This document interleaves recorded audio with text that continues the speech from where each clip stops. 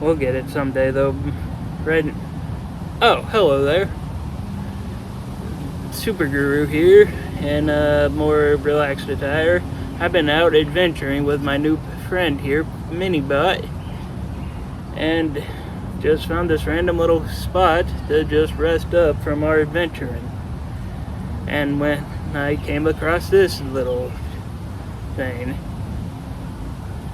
I'm getting pretty good at it, if I had to say so. Wouldn't you say, little guy?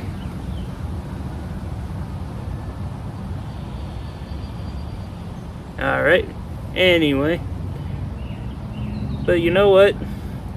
Looking at this thing, it's really kind of reminded me of a certain video game series that lots of people are in love with. That game series, of course, being Star Fox 64. I tried my best to find more info, but the book we are looking at is loosely based off of the hit Nintendo 64 game, Ocarina of Time, and the manga itself was created by a duo pen name by these two manga artists going by Akira Himikawa. Is it a good adaptation? Only one way for us to find out, Minibot, as we take a look at least the first chapter of The Legend of Zelda Ocarina of Time. I am reading from a special edition combined story of part 1 for the story, but I did find the cover for the first volume when it was originally out, and it's okay. Just a blurry green background. I'm assuming it's Kokiri Forest. And we have a young Link here and Navi just at front center. Nothing special, really. We begin as a young boy is being carried through a raging thunderstorm by his wounded mother, who is escaping a burning palace. She reaches the mystical Kokiri Forest and entrusts the child to the great Deku Tree before dying from her injuries. I think the tree just accepted that baby like someone realizing they just got surprise custody procedure, right? 10 years later, that young boy, now named Link, lives among the Kokiri, who are childlike forest folk who each have a fairy companion, except for him. One day, while the Great Deku Tree is telling a story about the golden goddesses who created the kingdom of Hyrule, Link rushes to hear the ending, only to be stopped by Mito and his friends. And Mito mocks Link for not having a fairy, calling him defective. Yes, because the lack of the supervision by a small, constant, annoying little creature floating around you all the time, that somehow makes him defective. No offense, Minibot. Link retaliates by crushing Mito enough to make him fold instantly, but Mito's fairy cheap shots him straight into a pond. The Deku Tree manages to break up the fight, and Mito runs off yelling insults.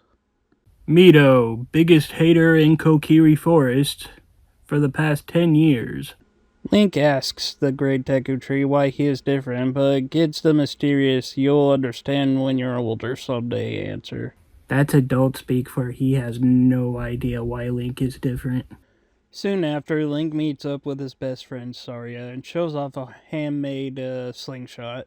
And while testing it out, Saria unknowingly hits Mito in the forehead while he was spying on them through the bushes. It was on this day that Mito vowed vengeance upon Link and Saria and their future offspring. Later on, Link talks to Saria about a recurring dream he has involving a massive castle beyond the forest. And Saria explains that there's a huge world outside of Kokiri Forest for him to explore one day. You don't say, Saria. I just figured my entire world revolved around trees, bridges, and Mito being an a-hole. That night, a monstrous one-eyed spider named Goma attacks the Great Deku Tree and curses him from within. So the tree calls upon a fairy named Navi to find Link immediately, because the forest is now in danger. Meanwhile, Mito is outside Link's house with a saw, trying to prank him by cutting a hole in his porch. I feel like Mito would be one of those prankster YouTube channels you see that when they face the consequences of their annoying actions. He tries to use the "it's just a prank, bro" excuse as the cuffs are being put on him. Navi wakes Link and introduces herself as his fairy, causing him to lose his mind in excitement. He rushes outside to show Mito, but falls through the hole and lands right on top of him. And before the two start to argue, the forest begins to die around them, plants wilt and trees decay, as Navi explains that evil has entered the forest, and the great Deku Tree has asked for Link's help, ending the issue. Tim Curry's villain character from Ferngully is back, trying to spread his toxic love like all over again. So that was the first chapter of the Ocarina of Time, and for my diagnosis, wasn't that bad. So far, it's pretty faithful to the game. For anyone who's even played it before will understand. And I enjoy that they did a great job on giving a young Link a good personality.